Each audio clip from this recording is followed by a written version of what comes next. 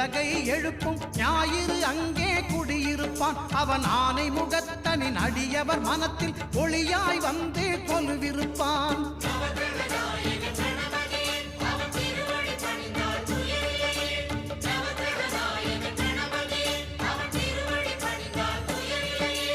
ஒன்பது கோளும் ஒன்றாய் காண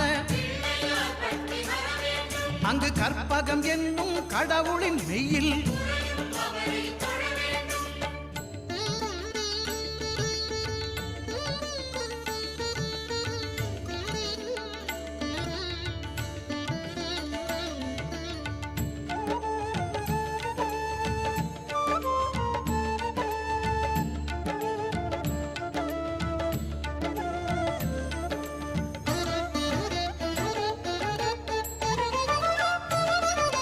திங்கள் பகவான் திருமுகம் காண